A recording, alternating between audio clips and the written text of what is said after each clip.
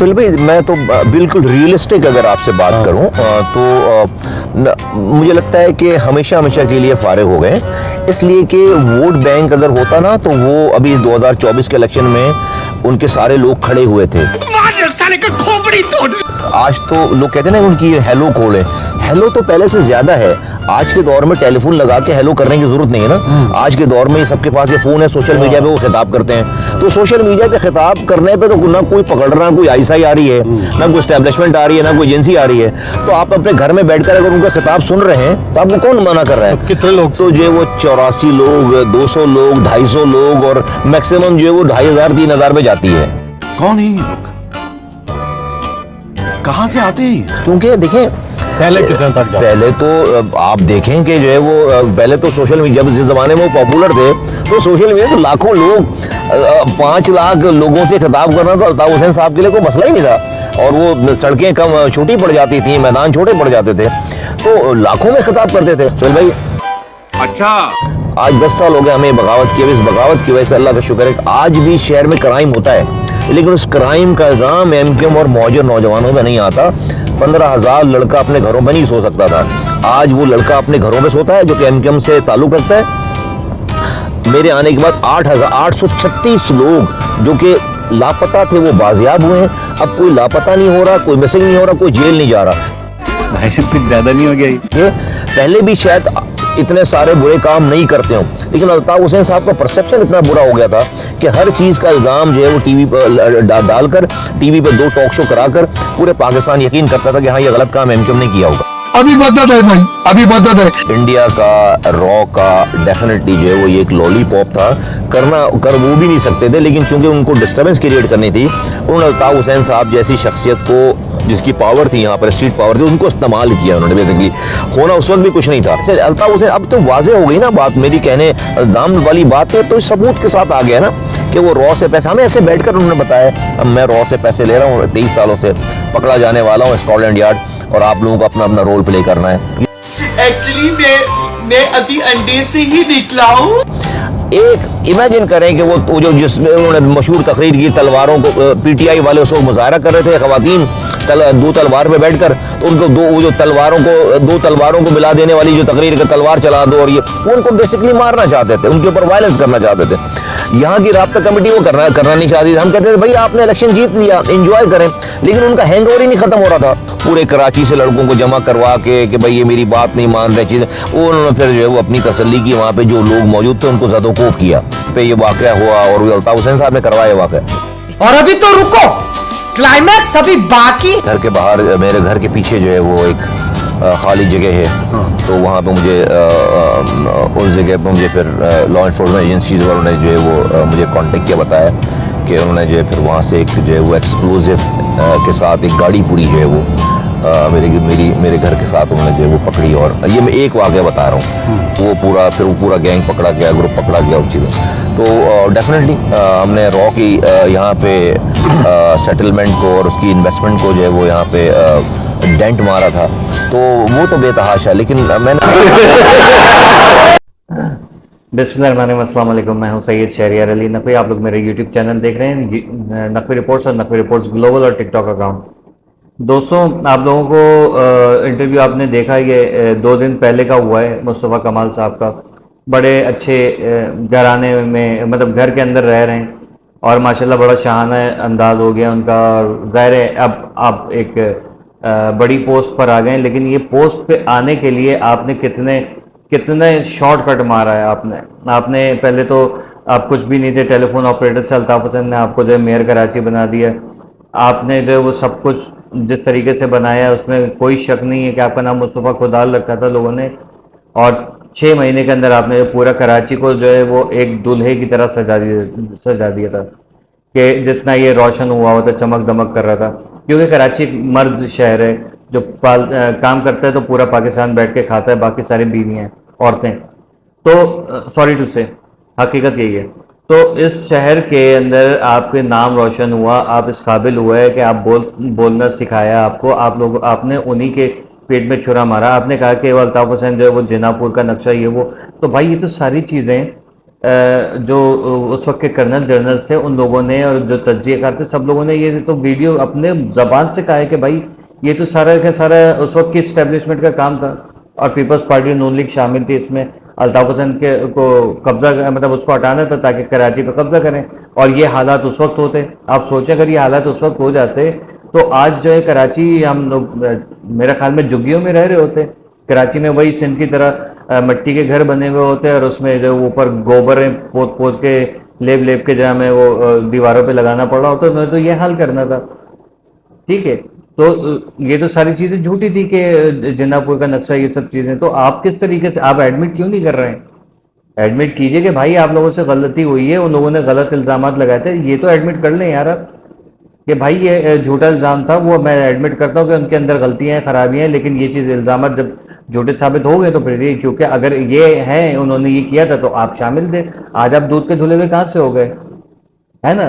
तो आपने ये भी कहा कि वो रॉ से फंडिंग लेते थे, उन्होंने कहा ये मेरे पैसे हैं, रॉ से मैं फंडिंग लेता हूँ। लेके बैठा हुआ है वो बंदा यार, इमेजिन कर सकते कि अल्ताफ हुसैन लेके बैठे हैं ये रॉ से पैसे आए हुए और मेरी मदद करो, मुझे बचाओ। यार कम ऑन यार, किस किस्म की आप बातें कर रहे हैं यार? आप उसके ऊपर फिर आप कह रहे हैं कि यहाँ पर जो वो दो तलवार पे जो जलसा था उस पर मुजाहरा था, उस पर उन्होंने कहा था तलवारों को असली तलवार बना दो। तो मतलब आप ये कह रहे हैं कि देखें उर्दू अदब में इस्तिआरा दिया जाता है, आपने उसको पूरा ही चेंज कर दिया। आप कह रहे हैं नहीं वो हकीकी मानों के अंदर जो लफ्जी माने आप उसके ऊपर बात करें, हकीकी मानों में आप जान ही रहे हैं। ठीक है, दो तलवारों से मुराद क्या था?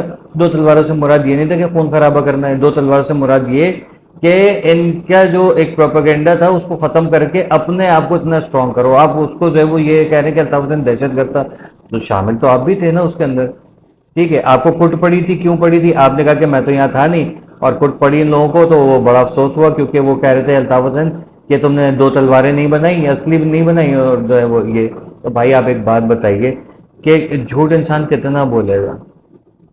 आप लोग चाइना कटिंग कर रहे थे, आप लोग कब्जे कर रहे थे, आप लोग भत्ते ले रहे थे बकौल आप मतलब आप ही लोग कह रहे हैं ना कि भत्ते ले रहे थे, तो भत्ते जो है वो तो आप लोग ले रहे थे, चाइना कटिंग आप कर रहे थे। अल्ताफ हुसैन ने तो नहीं कहा कि कटिंग ये चाइना कटिंग करो, वो तो इसके खिलाफ थे शदीद। उस पर आपको कुट पड़ी है क्योंकि वो तो ऐसा शख्स है उसने कहा कि भाई मेरे लिए कारकुन जो वो ज़्यादा अहम है और जो वोटर्स हैं वो ज़्यादा अहम है, आप कारकुन जो है वो कम है।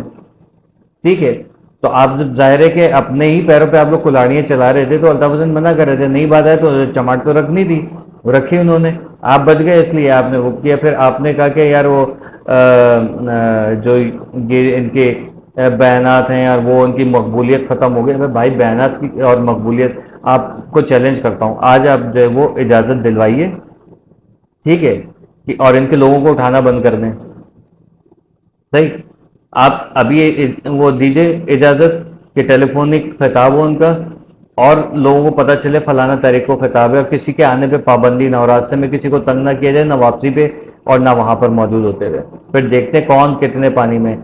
पीपल्स पार्टी, नून लीग और Qaaf league, functional league, MKM Pakistan, PSP, Jamaat Islami, Sunni Tehreek और TLP, सब जगह से उन लोग निकल के आएंगे यहाँ पर। ठीक है, ये चैलेंज है मेरा आपको, आप करके दिखा दें। आप इस तरीके से कह रहे हैं कि नहीं यार उनकी सियासत ख़त्म हो गई है और लोगों को जो है वो अब तो फ़ोन पे हर घर के अंदर फ़ोन है, हेलो की ज़रूरत ही नहीं है, तो लोग उनके टिकटॉक पे जो है वो 100-200 लोग होते हैं, 100-200 लोग होते हैं भले से। ठीक है, आप भी आ जाइए टिकटॉक पे, आपको कौन सुनेगा? ठीक, आपने आगे क्या बात करनी है? आप सेहत की बात करेंगे, लोगों से सेहत की बात सुननी नहीं है। तो हर बंदा जो है ना वो जानता है कि किसकी क्या वर्थ है, आपको भी पता है, उन सबको पता है।